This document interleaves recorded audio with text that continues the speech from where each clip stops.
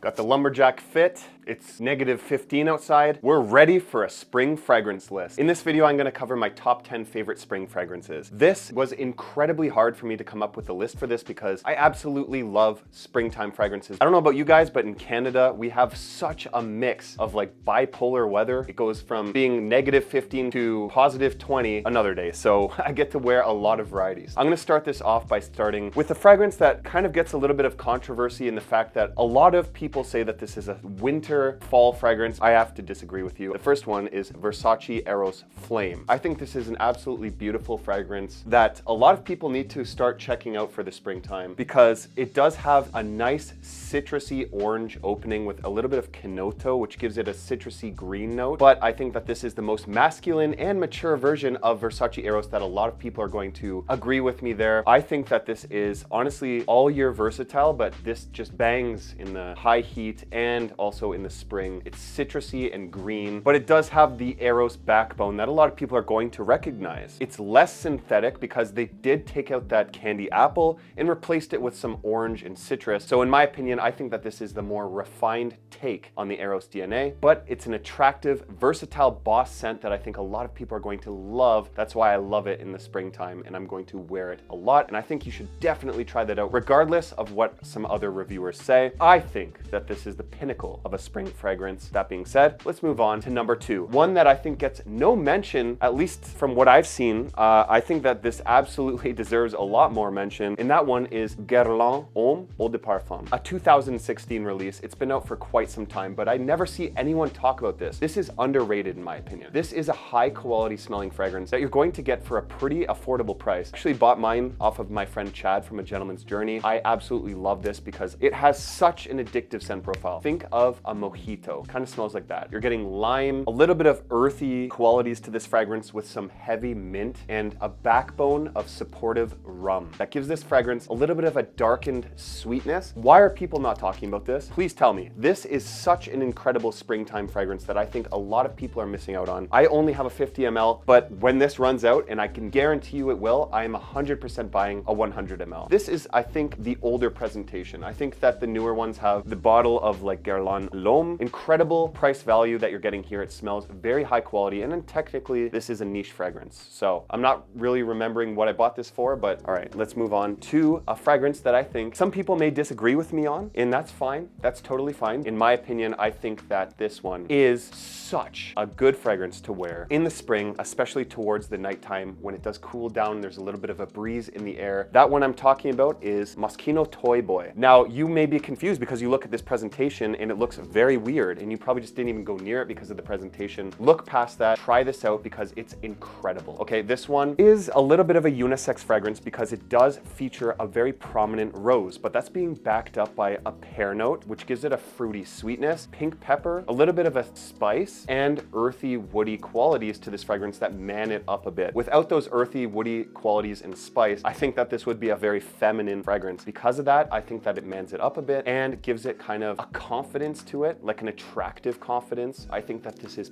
perfect to wear in the springtime. I don't care what anyone says. It just has this seductive confidence to it that I think a lot of people will like. Moschino did an incredible job with this because it doesn't smell like your typical designer. They took a risk, and in my opinion, it was not in vain. It's bold, it's unique. A lot of designers do not like to take risks because they want to make something designed for a lot of people to purchase. Designers need to take more risks, especially in 2024. Everything smells the same. So with that being said, let's move on to the next fragrance. Now, this next on the list, I would regret if I didn't mention this in a spring fragrance list because this is a king for the spring, and that is Terre de Hermès Eau de Toilette. I have been going back and forth between which one I like better, between this one and the Pure Parfum. I just love the aggressive nature of Terre de Hermès Eau de Toilette. Just touching on the difference between these two, this has a little bit more of a distinction between notes, which I think gives it character. This is a better blend. You can go with either or. I think that this one's better for the younger gentleman, or I think it's someone that wants a little bit more character to their fragrance, a little bit more distinction between notes, a little bit more projection. And honestly, I get better longevity with this. The Pure Parfum is a higher concentration of ingredients. This is kind of what people describe as a dirty orange fragrance. It does make sense. I see where people are coming from when they describe it as that. It's basically an orange note, but it's backed up by a blast of pepper in the opening with a supportive earthy vetiver that gives it this kind of smoky earthy quality. I guess that's what people mean when they say it's like an orange that's rolled in dirt in the woods. People are gonna take that and be like, I never want to try that in my life. Get past that, it smells amazing. It's a very masculine boss type scent that a lot of people are going to love for the office and more formal situations. Clean, professional. I don't think it smells old manish like some people have said. I think that it has character and gives off a masculine vibe that you never get out of fragrances anymore. It is perfect for the springtime, and honestly all year round is a signature scent. If you wanted it to be that, picture sun shining through trees. That's what I picture. It's like orange, brightness, citrus, shining through earthier, woodier notes, and it gives this nice sunshine through the woods type of feel.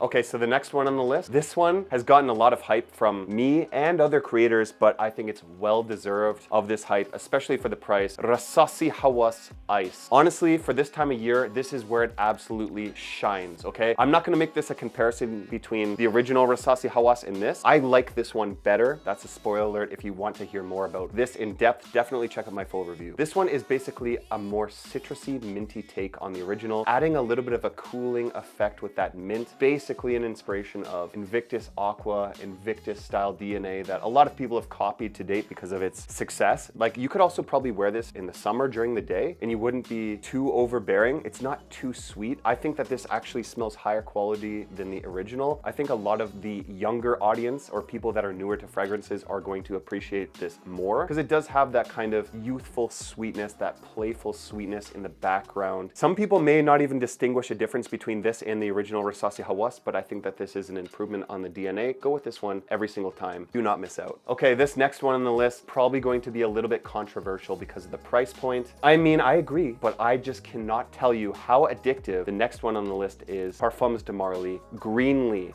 Okay, I absolutely love this fragrance. It's super addictive. I wear it a lot. I've barely owned this for a couple months now. I've already taken a huge dent out of it. I mean, that's a dent. When you own hundreds of fragrances, that much is actually a big dent. This is a niche fragrance and it's going to fetch niche prices, which unfortunately is the downside of this fragrance. It's really expensive. I bought it on a discounter and used a $50 coupon to get it at an affordable price, but I cannot stop wearing this stuff. I wear it casually to the gym, out during the daytime. It's not a dress up fragrance. It's very fresh. It does have a sweet characteristic to it that's apple, and some people have related it to an apple shampoo. I don't think it leans in that direction. I don't really even know what they're talking about, but I do get that apple and it gives it this kind of sweetness to it. There is a green oak mossy kind of petitgrain note in the background that gives it this green quality. I honestly thought that was mint. Every time I smell this, I'm like, is that mint? Is that like a fresh cut mint smell? Like when you actually trim the plant? No, apparently there's no mint in here. I do think that this smells higher quality than a designer fragrance, but some people are going to tell you that this is designer level quality. I think that this is kind of Manera quality. Like, it's not the most natural smells, but it does smell like they used better ingredients. For the price that this is going for, I gotta tell you, it's way too expensive. If you're going to buy this, only get it on discounters. This is Eau de Parfum concentration. I got about average performance out of this, maybe 5 to 6 hours. It sat rather close to the skin. I mean, what do you expect in a freshie? You're not gonna get a 12+ hour fragrance, but I think that this one is one of the most addictive green citrusy fragrances in my collection. I love this one, and I will definitely run through a full bottle over the course of, I mean, probably 10 years, but I will definitely make it through. The next one on the list also suffers from a little bit of a hiccup, and that is in the performance category, but some people don't care about that. But that one is Chanel Allure Homme Sport Au Extrême. Another addictive smelling freshie, a little bit playful sexiness in the back, but mostly fresh and clean. The performance is the only downside to this fragrance. I mean, basically what you're getting here is minty tonka bean smelling musky fragrance. So the tonka bean is adding some sweetness, a little bit of powdery edges, a little bit of a pepper, and an orange, which is a sweetness in the background. It's a very good smelling fragrance. The only downside is the performance. 3 to 5 hours, you respray the stuff and you're going to love it. It has a Chanel quality appeal to it. Perfect for the springtime. It does say Allure Homme Sport, and a lot of people will think that that's only for sport activities. I think that this is just an all-rounder that you could wear in any time during the day, spring, summertime, and you will just smell fresh, clean, and high class. I think that it's better in non-sport situations than it is. Try it out and wear it as an all-day fragrance. I think that you're going to love this one. Now we're back to niche. The next one on the list I want to feature is Manera Cedra Boisé. This is one of the most worn fragrances in my entire collection. When you look at the price of this fragrance, it definitely punches above its weight. It smells way more higher quality than you're actually paying for this. I think less than $100. And this is considered a niche fragrance, and it smells like they used higher quality ingredients. But what does it smell like? Because that's all that matters. To me, I get like a bowl of fruits with some woods in the background. And when it dries down, you're gonna pick up on more leathery, smoky nuances that add to the depth and complexity of this fragrance. I think that this is very high quality for what you're paying for. And I think that if you have not tried this one out, you are sincerely missing out. A lot of people have compared this to the Aventus style DNA, but I think that it does its own thing. Some people may disagree with me, but it is a versatile seasoned fragrance, but I think that it just shines. This is a boss mode fragrance. This is niche for cheap. The Draboise by Manera is a must try. When I let this stuff sit for a couple months, the performance went like this. Every month I let this stuff sit. The juice also gets darker over time, which I did notice. So I think that's due to the maceration, but let's not waste more time here and let's move on to the next one. This one shockingly gets no love, and I never see anyone talking about this one online, but that is Polo Blue Gold Blend. So picture this fragrance as doing what Acqua di Gio Profumo does for Acqua di Gio, but this one does it for Polo Blue. It's kind of a fruity, melony, citrusy fragrance, aquatic. Polo Blue DNA is in the background, but you're adding a peppery note that almost makes you sneeze off the top with some frankincense, giving it a slight smoky, incensey feel in the backdrop. This is definitely punching above its weight in quality. I think that this is by far the best smelling Polo Blue of the entire line. A lot of the other ones smelled so generic that I just didn't even want to go near them, but this one, it has depth, it has complexity, it has mass appeal, it's very masculine smelling. I mean, the presentation also looks nice if that's what you care about, but it's a blue fragrance that you could wear all year round, but I think because of the earthier, fruity notes, it does shine in the spring and summertime as a versatile, oh my goodness, such a good smell, daytime fragrance. Let's move on to the last fragrance on this list. Something that you guys probably did not expect by hearing my first impressions, and that is a fragrance that's grown on me, Leau Paradise Garden. This is a green springtime take on the Leau DNA. I have grown to love this stuff. Mind you, it's not my favorite in the Leau line. There are fragrances that I like better, like Leau Le Parfum, but I think for springtime, this is where this one shines. It's a fig note mixed with coconut, some salty kind of aquatic feel, and a little bit of tonka sweetness. This is mass appeal, it's green, it's minty, which actually ties it to the Lamal DNA. The mint jumps off of my skin. It's kind of like a bridge between Lamal and Leau when you spray the stuff on. But that fig note and some of the kind of tamed down sweetness gives it this more masculine feel that I think a lot of older gentlemen are probably going to like more. If you like the smell of Leau, but you thought it was too sweet, try this stuff out. It is more masculine and it is more grown, and I think a lot of people are going to love this one. It's grown on me and it will probably grow on you. Full review coming soon. That is my list for the best spring fragrances of the year. I think that you should definitely check these ones out if you have not already. I also did this style of video for a cold weather fragrance list that you should definitely check out to get for next year, because there's some bangers in here. Check this video right here and I'll tell you everything you need to know. Thank you so much for watching, and I'll see you in that video.